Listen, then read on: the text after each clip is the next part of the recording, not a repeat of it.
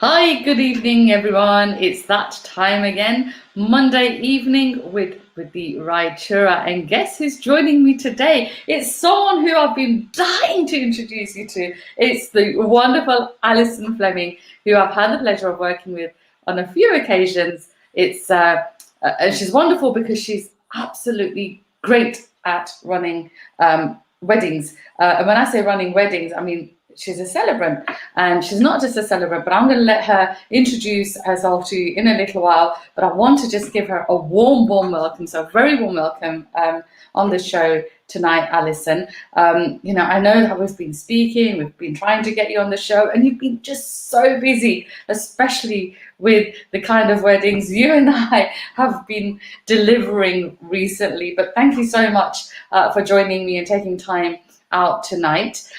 So Alison, lots more people are going down the route of having a celebrant wedding ceremony. What does that actually mean?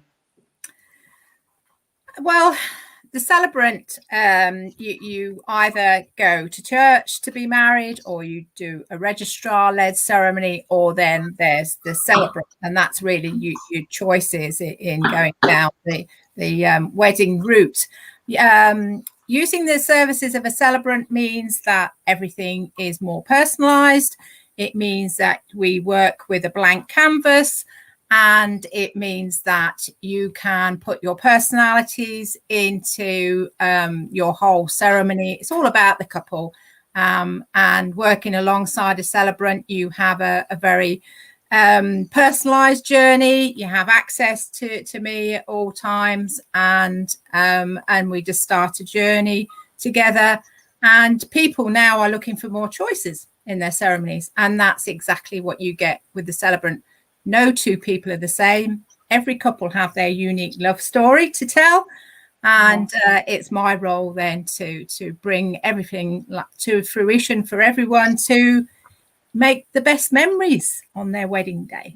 So, but what does that actually mean? So how would a couple decide whether they want a celebrant ceremony or whether they'd want a church ceremony or a Hindu ceremony? Because I know, when we've worked together and when I've done some like Indian weddings, and you've been there to deliver that something that looks a little bit like a civil ceremony, what we'd see registrars doing. But then there has been a spiritual element to that as well.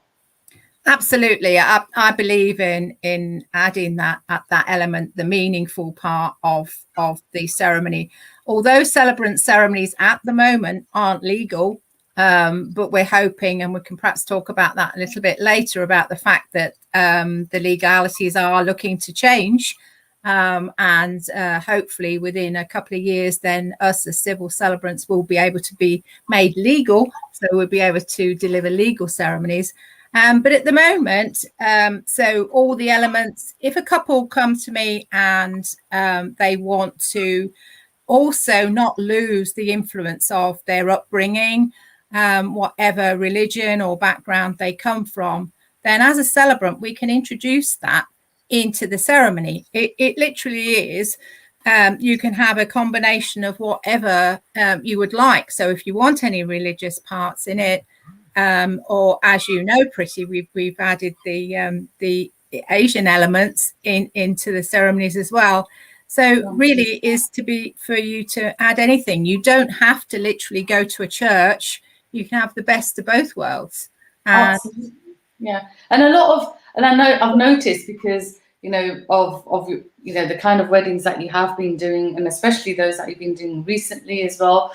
Since I've been kind of following you on your social media, you've been doing a lot of mixed race weddings, and that's been absolutely wonderful. So again, like you said, it's the best of both worlds. There's nothing like religious about it, but it's certainly very spiritual, very uplifting for the couple. And sometimes couples where they've probably not been accepted by the families for the next steps that they are trying to take in their life, and you've actually made that really special for them.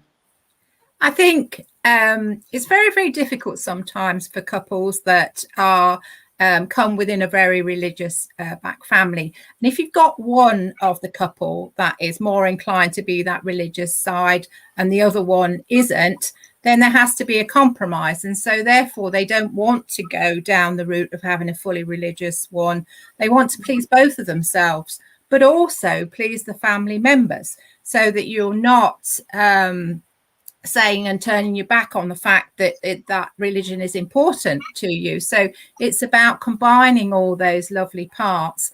And it's a journey for me sometimes, because I don't know all the religions and I don't know all everything. And so I sit with a couple and I research and I come to the table and say, well, this is what you'd normally do. How about we do this? Or how about we involve mum and dad in that, because they're not used to being involved, and wouldn't it be lovely if you had those memories of them coming forward and involving them, and you pay homage then to that family. You've pleased everybody in that, so you've kept it all neutral, but in fact you've pleased everybody along the way, which is the answer, isn't it? Yeah, no, absolutely. And I know last week you joined us when I was speaking to a Hindu priest last week, and I know you joined us live then.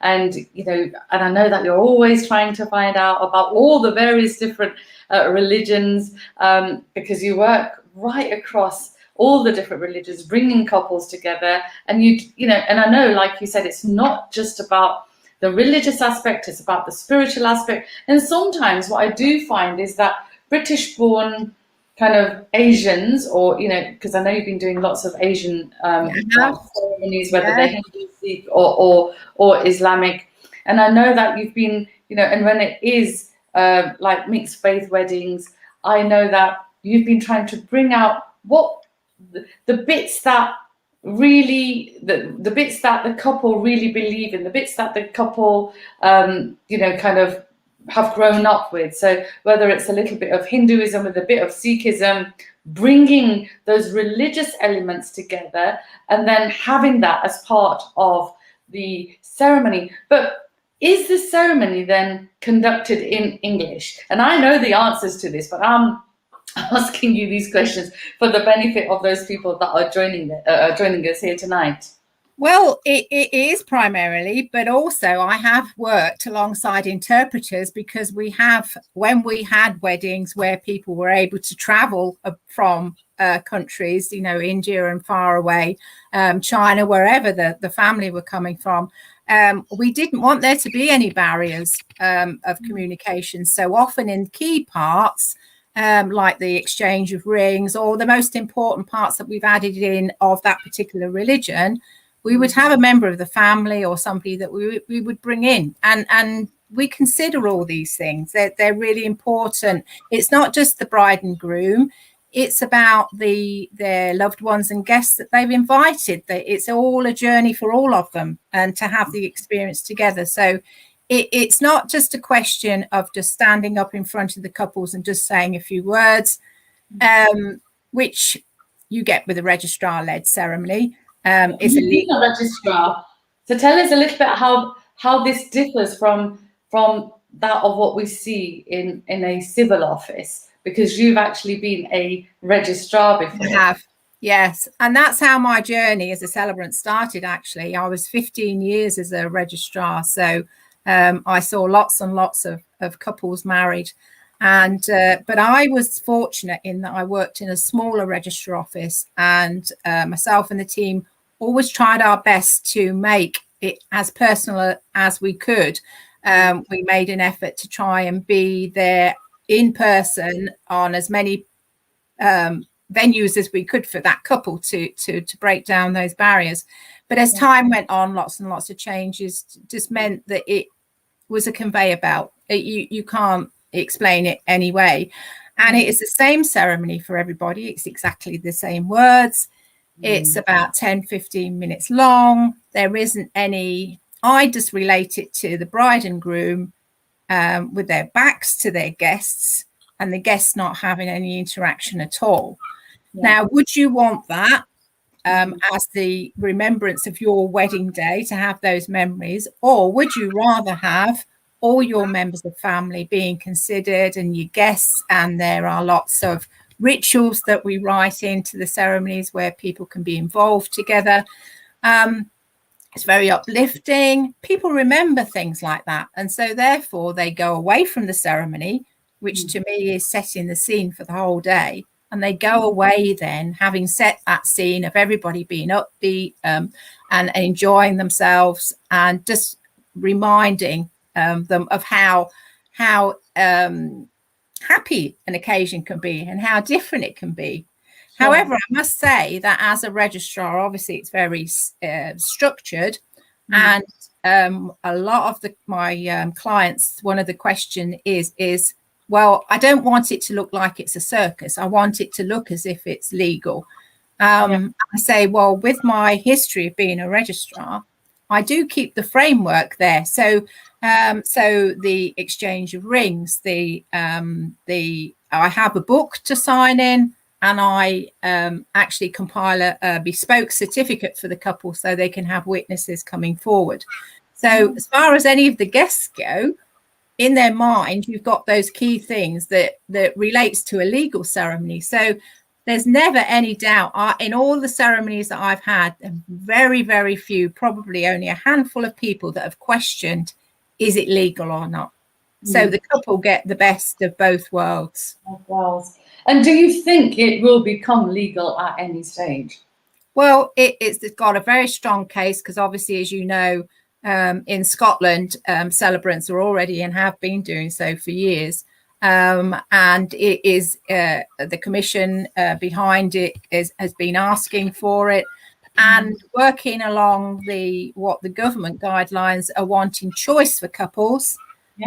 Moving forward, then things are easing, like with the registrars being able to now marry people outside. So that's the first step to introducing that, but it is in the pipeline, and we're just keeping fingers crossed that will be legislation. As you know, legislation is very slow. I can't see it coming into law for at least 2 or 3 years, but it will happen. And that will be amazing. That will be amazing to happen. Absolutely. I mean, it would, because like you said, ceremonies are very, very, they're becoming more and more popular. And in fact, there's Minnie here just saying, I never heard of a celebrant ceremony until recently, but they have been around for some time, haven't they? Yes, they have. And it never ceases to amaze me of all the couples that have been pointed in my direction, either by venues or by word of mouth or whatever. And the first thing they say is, I have no idea what a celebrant is. What are you? Who are you? What can you do on our day? And they have their socks knocked off, and they say, wow, we didn't know that existed. And I said, no, so it's lovely. And of course, there is an abundance of celebrants now coming out of training organizations. So there's a lot more choice out there now, which is lovely. Which is really good. But it needs to be, people need to be told more about it. And especially amongst the Asian and the mixed couples, like, we were talking about earlier on. Yeah, no, absolutely. And what about, you just said that there's a lot more celebrants coming out of training. So do you have to go through training, or do you have to obtain qualifications to call yourself a celebrant? Well, when I'm now in my 7th year of being a celebrant, and when I was a registrar, I thought that this is ridiculous, me going on training, because I know there is all there is to know about weddings. Why would I want to go on celebrant training? But actually, it's I did the full life circle. So I went on training to do funerals, and also then weddings, and it's about running a business as well. It's not just about just setting up, because it's a business and you have to have business skills and be taught about that. But yes, you're given certification at the end, and it is now registered and certificated more now. And to get business insurance, you have to be certificated and things like that. So it's good that it's being monitored a lot more now than it was beforehand. So training organizations have to be monitored and registered for giving out examination results and things like that. So Yeah, so even I had to go on Celebrant training, but I thoroughly enjoyed it. It was wonderful. Yeah, it's just like I don't know, it's just like a huge light bulb moment that, that I've just been waiting for. Yeah, no, absolutely. And I know that, I know this weekend you've got a wedding coming up, and again it is for an Asian couple, and I know that they're Hindus, but they're not going for a Hindu ceremony. They're going to be going for a celebrant ceremony, and you're going to make it really, really special because I know I can see at the back behind you, you've got that glass kind of ornament, the vase, and I've seen there because you've shown it to me like when we've met up before. But tell me a little bit more about that. And I don't know if you've got any in front of you, but you make these ceremonies really, really special.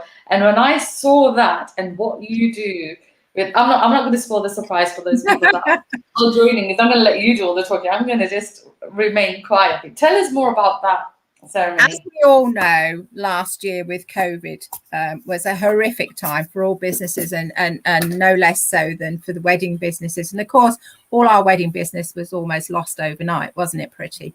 That's right. And I am always looking for different ideas to offer couples in ceremonies, always searching for different ways. And I'd had this idea in the back of my head for a long, long while. And it's based on, I don't know if any of our viewers or anybody listening knows about the sand ceremony. And this is the way that I can relate to it because it makes it easier to understand. In a sand ceremony, it's a wonderful way of bringing together children of the relationship, or if you've got children on either side for second marriages, to create one family, or parents or grandparents or anything like that. And they all choose a different coloured sand. So you have many different colour sands, and you have a glass vessel, and you invite and you write that into the ceremony. So the named people come forward with their special colour sand, and they pour their colour sand into the glass. And so you build up this colour of sand in the glass bottle, and it's a keepsake for the couple to take away. So working on that, and lots of ceremonies love that because it's just a lovely way, and you've got that keepsake to take away. Absolutely. So working on a different, same kind of principle, I came up with an idea for glass. And I had in my mind that I would really love a keepsake to be a beautiful piece of glass art. So a couple of years ago, I started the process in looking for a glass maker. And I was very, very fortunate that I bumped into a very, very talented glass maker, who is the lady that makes all my pieces of glass. We working on some designs. And so let me show you. I created 4 special designs for Harmony Glass. Harmony Glass is the name of the company. And so can you see? This is a teardrop. Keep trying to move it out of screen. And so alongside this, there are 4 other shapes. And if you can see there's lots and lots. In this is 6 different colors. Now, the idea is that the couple choose a shape that they would like to have in their home as their gift afterwards, after the ceremony. We then go through a process of choosing what colors. But the colours this time relate to, and I don't know whether you can see, it's very difficult when it's tiny little glass crystals. And there are 24 different colours to choose from. So any combination of colours, we usually say a maximum of 6 different colours to choose from. So each one is unique in colour. And in the ceremony, instead of the sand pieces, you actually have the glass pieces. And so people are allocated a colour, and they come up. And so you have all your chosen people around you, your loved ones, to pour with you. And they pour the individual colours of glass. So therefore, culminating in a rainbow of colours. Yes. There is special words that are written in the ceremony, which is very spiritually uplifting.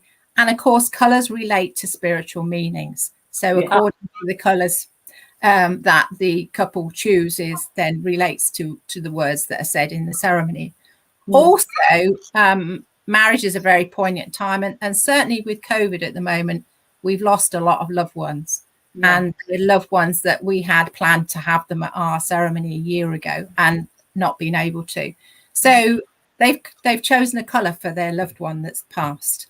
And so that's poured in the mix as well. So you've got all those memories being created. You've got a mix of glass crystals then after the ceremony is sent to me, and then I then take it to the glass studio where it is then transformed into your piece of glass. Amazing. And each glass is handmade, so therefore each piece is slightly different. They're not made in a mold or anything. And also, if you live in the Midlands or near to the Midlands, then you can have the opportunity to come along to the studio and actually watch that piece being made, which is an added bonus as well. So, and each piece is very unique as the couple, isn't it? Yeah, absolutely, because of the colours that they've chosen. And it's a beautiful experience in its own. It's called the Harmony Glass Experience.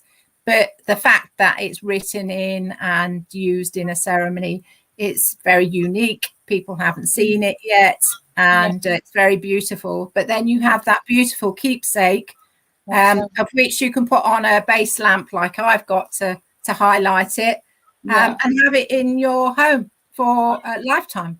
Yeah, no, absolutely. I was speaking to my florist yesterday because I had a wedding yesterday, and she was with me throughout the day, and she had put together some really beautiful floral pieces at a wedding of mine, and I was speaking to her about our chat today and about these beautiful glass keepsakes that you create for your couples. And she actually is a very spiritual person herself, and throughout the COVID period she's been doing some spiritually uplifting work for herself, but also she's been sharing that. And when I mentioned, about the coloured sand, she was like, "Oh my gosh, this is something I need to do. I really want to be doing this." And and I was like, "Yes." And then it was unfortunate because the couple that we married yesterday, they happened to overhear our conversation. And I was like, "We could have done that. We would have loved to have done that." We're like, "Really?" So I just think the more people that know about the different kinds of ceremonies that people can have, you don't have to have a religious ceremony, because what I do find, and I'm sure you'll agree with me on this, Alison, is lots of couples nowadays, they have a faith. Yep. They don't know what it actually means, because the faith has been kind of passed down generations to generations. So some parts of the religious faith, whichever faith they follow, they don't actually know the clear meaning behind it. And then when they do ask questions, unfortunately, sometimes the elder members of the family can't answer those questions. So it's not, there's no meaning. They're just doing it for the sake of doing it. But when you have a ceremony like this, it becomes more meaningful. And of course, they can write their own vows. Is that right? Yes, absolutely. And that's something that a lot of couples like the idea, but they're absolutely terrified about it. So, and I have lots of paperwork that I can send over to my couples to help them, and I've got lots of example of vows and things. And it's one of the first things that I say to them: start thinking about it now. Even if it's a year before, because you get the groom think he's going to do it the night before and write it down. And no, that's not going to happen. We need to be a bit more organised. That at least have it a couple of weeks beforehand. Once the couple have got guidance, and also I ask them to write their vows separately from each other, so they don't see it or hear it until the day. Which is very, very special then. So when I get both sets of vows, I say to them that if they're both far off the same tone, one's really mushy and the other one's really hard or whatever, then I'll say to them, you need to go back and change this. I can't, you feel like a bit of a teacher, sending back the homework. But, they really appreciate it. And on the day, then I hand it to them. I've had them printed out and put into a special vows, little branded with their names on and everything, and they really love it. Yeah. And in terms of like you said, more and more Asian couples, are coming forward looking for this kind of ceremony. How are their extended family members? How are they finding this ceremony? Do they embrace it?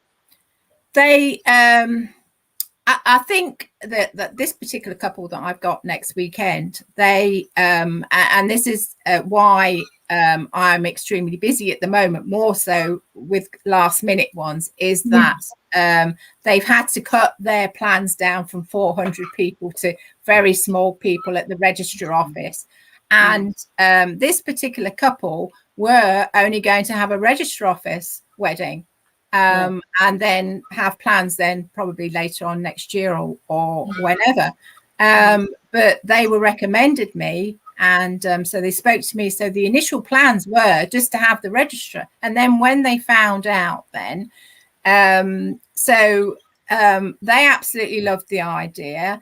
They have considered the elders. They are going to have a smaller family ceremony again the next day. Okay. For the elders. So they've kind of covered every avenue. So they're quite savvy in that they'll have the minimum number in the registry office. Yeah. And then they've got 30 people then at their ceremony with myself. And then, of course, then they could have another 30 or still be 30 at the weekend with their family members. So they've been considerate in covering all angles. So it's going to be a very exhausting time for the couple, but they really wanted that celebrant part for themselves. Of course. Which was completely separate from the full Indian celebration. They didn't particularly want that, but they've recognized it in honor to their elders and their upbringing. So they've covered it all. So that's lovely. Yeah. And you have worked alongside, I know because we've worked together, because you worked alongside where the priest conducted the whole Hindu ceremony, and then the couple wanted something a little bit more meaningful. So after the 1 hour Hindu ceremony where they went around the fire, and then you came along and you conducted the more personal kind of ceremony that the couple actually wanted. Of course, they were there to please their parents and wanted to embrace the Hindu culture, the Hindu religion, and also to reach out to the gods for blessings. But then they wanted something a little bit more meaningful to them, whether written. Yeah. That was such a beautiful wedding that we did, together. I remember because I remember seeing you and meeting you at this wedding, and I was like, oh my gosh, I've got to get in touch with you, and we've got to work. And since then, we've done a few weddings. It's about working together, isn't it, Priti? At the end of the day, all that matters is the couple and it's their journey. And I hope that it is only one occasion that they ever have to get married, and it has to be very, very special. And there's absolutely no rules or reasons for whatever religion where you can't bring it all together. Yeah. All. Yeah, absolutely. Yeah. No, absolutely. It's, the ceremonies that you conduct are absolutely wonderful. Now, again, I know that when, I know we're talking about weddings today, but it's not just weddings, is it? You do funerals, and also in terms of, the glass ceremony that you just spoke to me about, that also is very spiritual in terms of pets, because we were talking about pets. And I know that you showed me the glass keepsake that had horses' ashes in there, and then family members put together all those different, crystal. They looked like crystals, because I said that to you as well when you showed me, and the sand, the various different colors, put it in, and it was actually very emotional as well. But then the fact that they can take it home and put it in a nice place to remember their pets was really, really beautiful. Tell me more about that. It's a new avenue that I've been trialing, because as we all know with pets ourselves, we had a beautiful Labrador who stayed with us for 14 years, and they are our babies, aren't they? Yes. And it is really like a knife through your heart when they go. So I appreciate that. And so the glass pieces then are, and in fact, this piece that I showed up to you with the teardrop, if you look closely, yeah, you can see this white trail. And this is the ashes, and this is an ash is of a horse, like Priti says. But the process is without the ceremony. You choose the shape that you would like, and again the color combinations that you would like, and then the ashes are sent. You only need a small teaspoonful of ashes.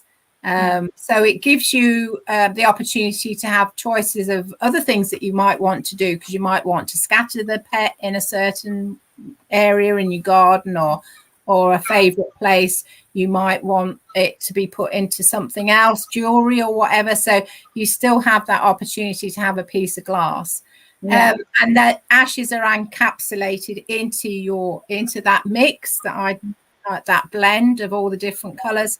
And it's all done very carefully and, personally and professionally, really looked after. And every stage of the way is thought of to keep everything, safe and above board. And I call them conversational pieces, if you remember me saying, because they are so beautiful, and they could be placed in an office or in a home or wherever. And because you can see the ashes, it is a comfort to people that they can physically see, the ashes of their pet. But also people will say, wow, that's a beautiful piece. What is that? And automatically you get the chance to be able to talk about it. So I think it's healthy to talk about things that have gone, and what they've meant to us and things like that. So that's an exciting part of the business that I really get a lot of joy out of that. We have also Sonal Dave joining us, who's actually been on the show before. You may know Sonal. I know Sonal. She's absolutely wonderful at what she does as well, and she's fantastic.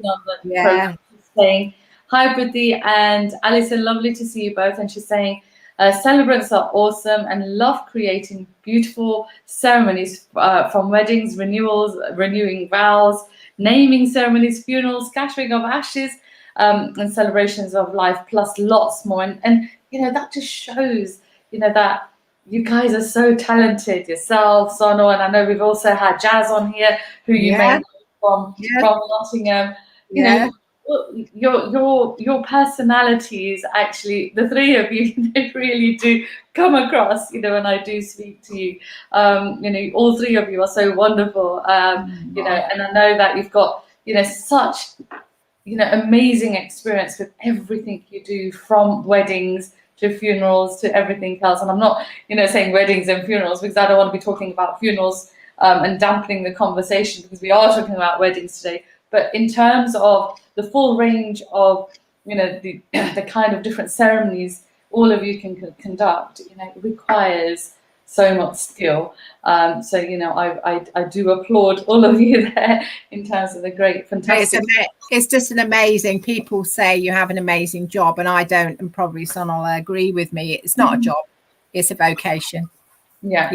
You definitely pointed in this direction for a reason, because I believe that. I absolutely believe that. And I think that's what makes you guys really special, because I've spoken to all three of you before, and that certainly comes across in the conversations I've had with all three of you. So absolutely. Now, Alison, for anybody that's joining us here live, how can they get in touch with you? Okay, so my Celebrant services, my business name is Cariad Personal Ceremonies. So that's www.cariad, CARIAD-personalceremonies.co.uk.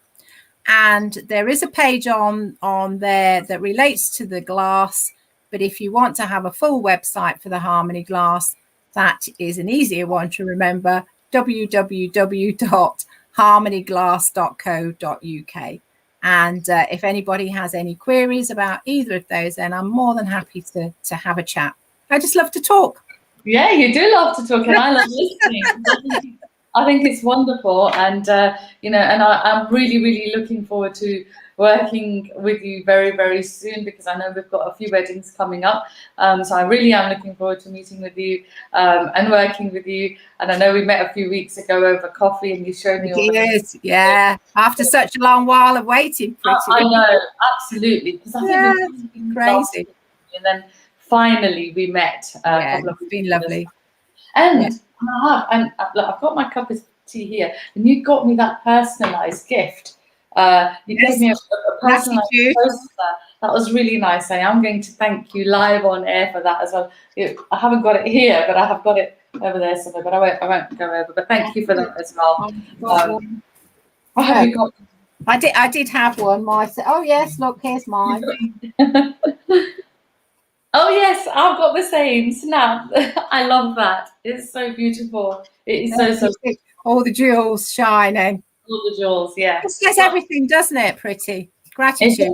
Yeah, absolutely. And again, that's your personality comes out there, in terms of, we met for the first time, I know that we've met at weddings, but this was a meeting, where it was just on a one-on-one, where we said, where we thought, let's meet over coffee. And it was just so nice to, receive a gift like that said the word gratitude on it. So thank you so much for that. I really, really appreciate that. So thank you so much, Alison, for joining me here live on the Let's Chat to Priti Raichura show. I really look forward to working with you very, very soon again. For anybody that wants any more information on the work that the wonderful Alison does, she just gave out her details, or of course you can contact me, and I'd be more than happy to share her details with you. But Alison, thank you so much for joining me here today. Thank you too, Priti. Thank you. Take care. Bye-bye. Bye. Bye. Well, that's all from me, Priti Raichura, here on the Let's Chat to Priti Raichura show. I'll be back again next week. Oh, do you know what? I am so tired, because we had a wedding yesterday. Well, I had a wedding yesterday with my team, and it was lovely. But I will be back again next week with another guest. But from myself, Priti Raichura, a very good night to all of you. Bye-bye. And yes, lovely to see you live on here as well. Thank you, Sonal, for joining us. Thank you.